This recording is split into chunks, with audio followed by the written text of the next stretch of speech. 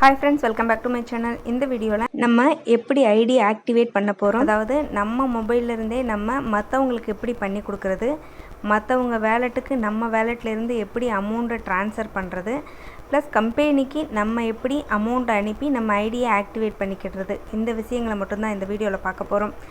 First வந்துட்டு நம்ம இந்த பேலன்ஸ்லேருந்து இந்த பர்ச்சேஸ் பேலன்ஸுக்கு எப்படி அமௌண்ட்டை சேஞ்ச் பண்ணுறதுன்னு தான் பார்க்க போகிறோம். ஃபஸ்ட்டு வந்துட்டு உங்களுடைய இந்த ரைட் சைடில் இந்த 3 கோடு இருக்கு இல்லையா, இந்த 3 கோடு கிளிக் பண்ணிக்கோங்க.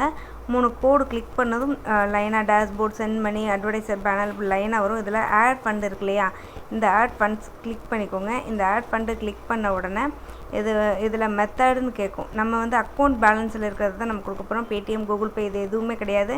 நம்ம ஐடியில் இருக்க அமௌண்ட்டை தான் நம்ம கொடுக்கணும். ஸோ அக்கௌண்ட் பேலன்ஸ்னு கொடுத்துக்கோங்க.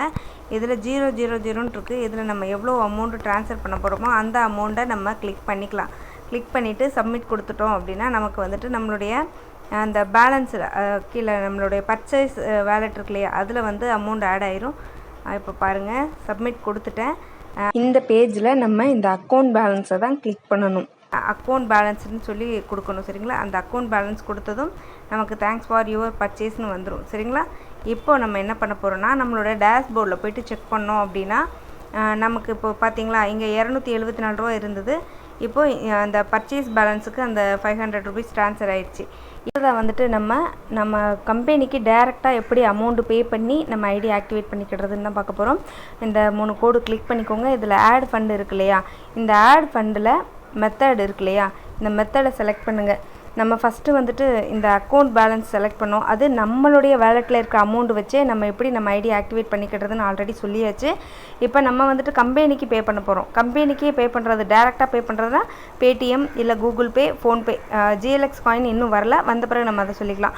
இப்போ இந்த 3 ஆப்ஷனில் நீங்கள் எந்த ஆப்ஷன் வேணால் செலக்ட் பண்ணிக்கலாம். நான் கூகுள் பே செலக்ட் பண்ணுறேன். செலக்ட் பண்ணிவிட்டு இப்போது இங்கே டைப் பண்ணுறதுன்னு பார்த்தா 500 ரூபா தான் டைப் பண்ணணும், சரிங்களா. நம்ம இப்போ ஆஃபர் கொடுத்துருக்காங்கன்னா நம்ம அந்த ஆஃபர் ப்ரைஸ் இங்கே டைப் பண்ணக்கூடாது.